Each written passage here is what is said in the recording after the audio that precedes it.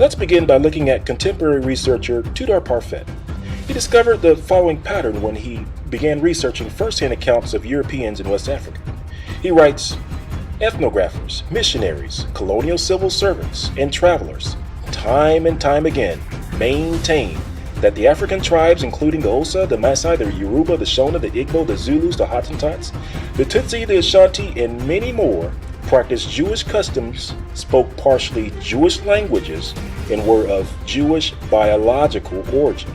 Now, unknowingly, Parfait described all E1B1A tribes. I repeat, he described all E1B1A tribes, which includes the African Americans, the so-called African Americans. So in other words, ethnographers, missionaries, colonial civil servants, and travelers, time and time again, maintained that the forefathers of the African Americans were of Jewish biological origin. Dr. Yehoshua ben Ephraim also identifies correlation between E1B1A and its Judean roots. I strongly recommend checking out his Facebook page on E1B1A. Next, let's look at a map of Africa shown in the back of a book authored by Duke University professor Alan Godbey.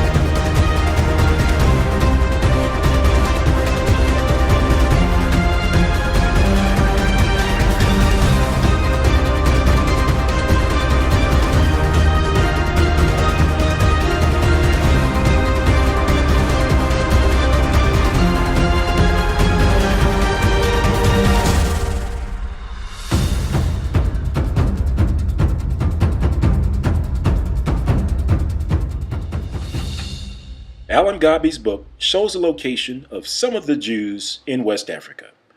Tudor Parfait's research explains that writers of antiquity, or writers during the time of slavery, insisted that Jews lived on the west coast of Africa. And you may wonder, why would Jews live on the west coast of Africa? Well, in order to answer that question, we have to first go back in time. Back to the time of Moses. Back to a time when a rock cleaved in two. We must go back to a time when Moses and the children of Israel camped at the base of Mount Sinai, at the base of a burning mountain, and entered into the covenant with the Most High Yahweh. The Most High Yahweh set forth before them life and death, blessings and curses. In other words, the Most High Yahweh gave Israel a choice. If Israel chose to obey Yahweh's laws, statutes, and commandments, Yahweh promised to place them above all the people of the earth. He would make them a kingdom of priests and a holy nation. However, if Israel chose not to obey Yahweh's laws, statutes, and commandments, He promised the curses. He said the curses would overtake and pursue Israel, and that they would be removed into all the kingdoms of the earth.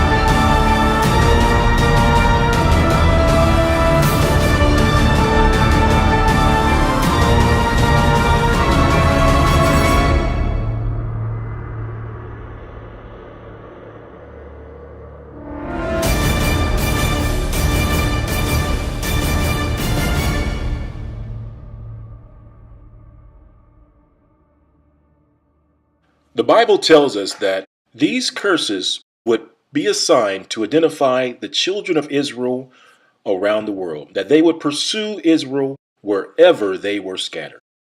And even though they were placed under the curse, all was not lost, because the most merciful Yahweh provided a way back into Yahweh's blessing.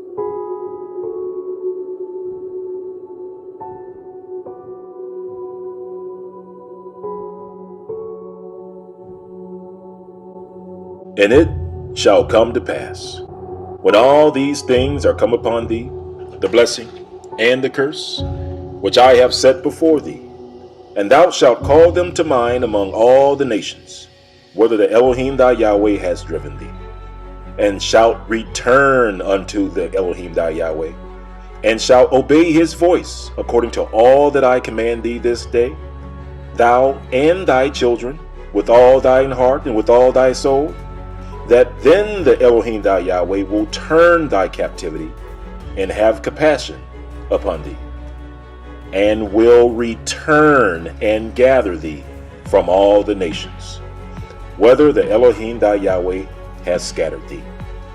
If any of thine be driven unto the utmost parts of heaven, from thence will the Elohim thy Yahweh gather thee, and from thence will he fetch thee. And the Elohim thy Yahweh will bring thee unto the land which thy fathers possessed, and thou shalt possess it. And he will do thee good, and multiply thee above thy fathers.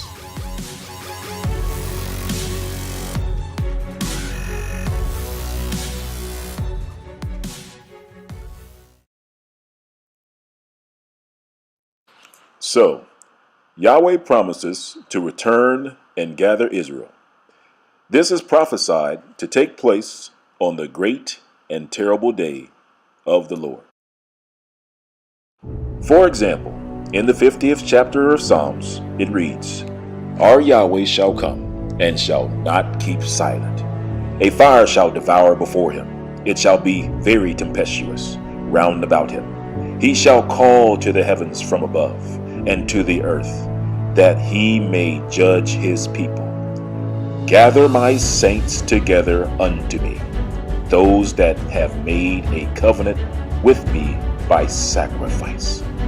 And the heavens shall declare his righteousness, for Yahweh is judge himself. Selah. Matthew 24 reads, And he shall send his angels with a great sound of a trumpet, and they shall gather together his elect from the four winds, from one end of heaven to the other. Mark chapter 13 reads, In those days after that tribulation, the sun shall be darkened, and the moon shall not give her light, and the stars of heaven shall fall, and the powers that are in heaven shall be shaken. And then shall they see the Son of Man coming in the clouds with great power and glory. And then shall he send his angels, and shall gather together his elect from the four winds, from the utmost part of the earth to the utmost part of heaven. Now, the identification of the elect can be found in the 45th chapter of Isaiah, and it reads, And I will give thee the treasures of darkness, and the hidden riches of secret places, that thou mayest know that I, the Elohim, which call thee by thy name, am the Elohim of Israel. For Jacob my servant's sake, and Israel mine elect. I have even called thee by thy name. I have surnamed thee, though thou hast not known me. Likewise, the 148th chapter of Psalms defines the saints, and it reads, He also exalteth the horn of his people, the praise of all his saints, even of the children of Israel, a people near unto him. Praise ye the Elohim. In summary, Christ, and only Christ, will return and gather the scattered children of Israel. He will send his angels to the four corners of the earth and gather the children of Israel. This will occur on what's referred to as the great and terrible day of the Lord. While living in the land of their captivity, Israel wrote songs telling of the impending rescue from their captors.